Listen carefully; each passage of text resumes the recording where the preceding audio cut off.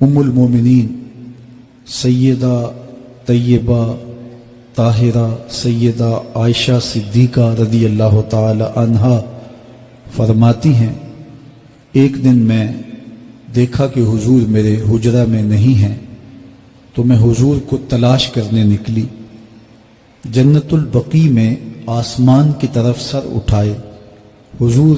اللہ سے التجائیں کر رہے تھے۔ مجھے دیکھا تو ارشاد فرمایا، عائشہ کیا تم نے یہ سمجھا کہ اللہ کا رسول تم سے زیادتی کرے گا؟ فرماتی ہیں میں نے عرض کی یا رسول اللہ صلی اللہ علیہ وسلم، میں یہ سمجھا شاید آپ کسی زوجہ محترمہ کے حجرہ میں تشریف لے گئے ہیں۔ فرمایا آج لیلۃ النصف من شعبان، شعبان کی 15ویں رات ہے، درمیانی شب ہے۔ اس رات کو اللہ تعالی جل شانہ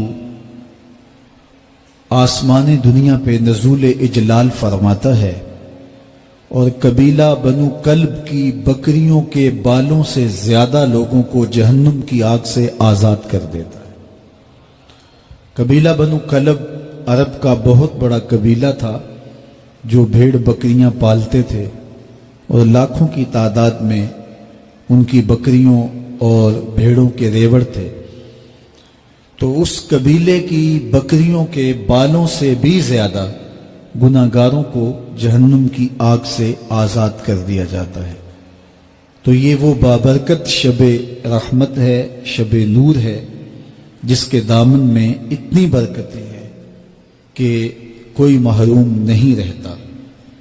صرف وہ بد نصیب لوگ جو شرک میں مبتلا ہیں،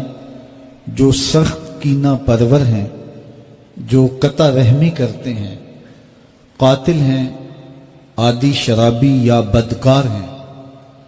انہیں اس مبارک رات میں محروم رکھا جاتا ہے،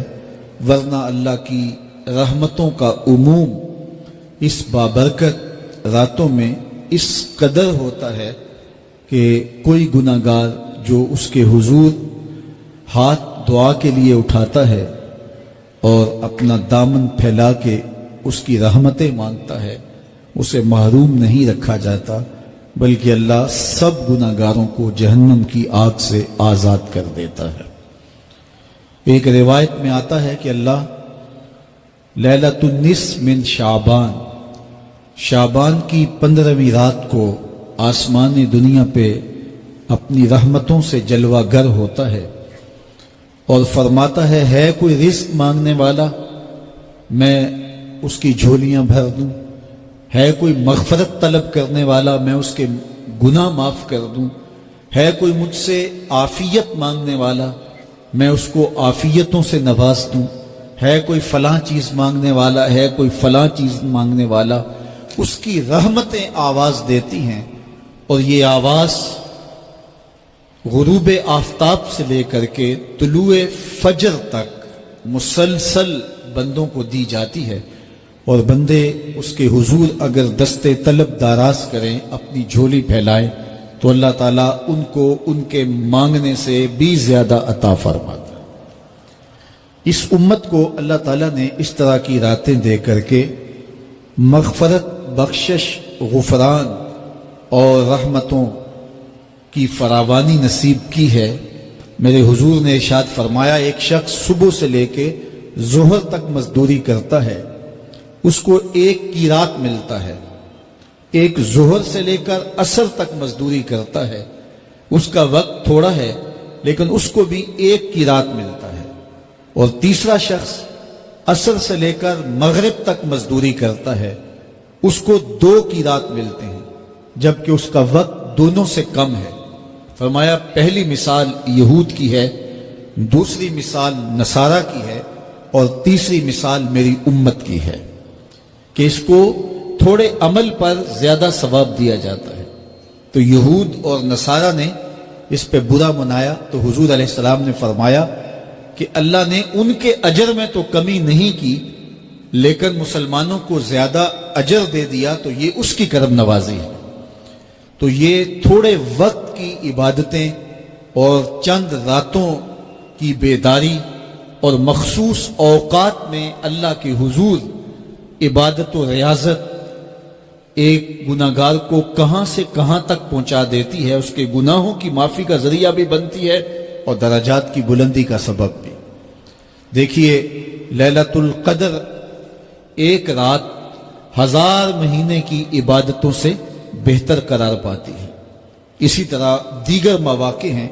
کہ اللہ تعالیٰ اس امت کے لیے رکھے ہیں، رحمت رب بہانہ می طلب، اور یوں بھی پڑھا گیا رحمت رب بہانہ می طلب۔ اس کی رحمتیں قیمت نہیں مانگتی اور اس کی رحمتیں بہانہ تلاش کرتی ہیں، تو وہ اپنے بندوں کو بخشنے پہ آمادہ ہے اگر وہ اپنا دامن طلب پھیلائیں۔ قرآن مجید میں ایک مقام دیکھیے کتنا دل آویز ہے، فرمایا ما یفعل اللہ بعذابکم، اللہ تمہیں عذاب دے کے کیا کرے گا؟ اس کی یہ چاہت نہیں ہے کہ تمہیں عذاب میں مبتلا کرے، اس کی چاہت یہ ہے کہ تم اس کی چوکھٹ پہ آؤ، جھولی پھیلاؤ، اس سے خیرات اور رحمت مانگو، اور وہ تمہارے ماضی کے سارے گناہ معاف کر کے، ساری غلطیاں معاف کر کے تمہیں اپنی رحمتوں سے مالا مال فرما دے۔ تو وہ بندوں کو بخشنے پہ، بندوں کی مغفرت کرنے پہ آمادہ ہے اور اس کی رحمتیں بہانے تلاش کرتی ہیں۔ اللہ اکبر۔ اور دوسری جانب اس کے بندے، اس کے مملوک، اس کی مخلوق، اور مخلوق کی گناہگار اور نیکوکار اس کی رحمتوں کے طالب ہوتے ہیں، بلکہ وہ گناہ کرنے کے بعد جب معافی مانگتے ہیں تو اللہ کو یہ معافی بہت پسند ہے۔ معافی مانگنا، اس کے حضور اپنے دامن کو پھیلانا، وہ اس کو بہت زیادہ محبوب ہے۔ انسان کی فطرت کے اندر گناہ رکھا گیا ہے، آگ، ہوا، مٹی، پانی، یہ ان 4 چیزوں کا مرکب ہے۔ اس کے جو عناصر ہیں اس میں کبھی اعتدال قائم نہیں رہتا اور اس سے گناہ سرزد ہو جاتے ہیں۔ گناہ کرنے کے بعد بندے کا اس گناہ پہ اصرار کرنا، اڑ جانا، ضد کرنا، توبہ نہ کرنا اللہ کو یہ پسند نہیں، لیکن اگر اس سے گناہ سرزد ہو جائے تو پھر وہ توبہ کر لے تو اللہ کو یہ بہت زیادہ پسند ہے۔ جو اس سے ہو سکے نیکی وہ اللہ کے حضور پیش کرے، لیکن اس کے اندر جو شر رکھی گئی ہے، اس کے اندر جو قوتیں گناہ کی رکھی گئی ہیں، اس سے اگر اس سے گناہ سرزد ہو جائے تو پھر وہ اللہ سے توبہ کرے، اللہ کی طرف رجوع کرے، تو اللہ اس کی توبہ کو نہ صرف قبول کرتا ہے بلکہ اس کے گناہوں کو معاف کرتا ہے اور گناہوں کو بدل کے نیکیوں میں تبدیل کر دیتا ہے۔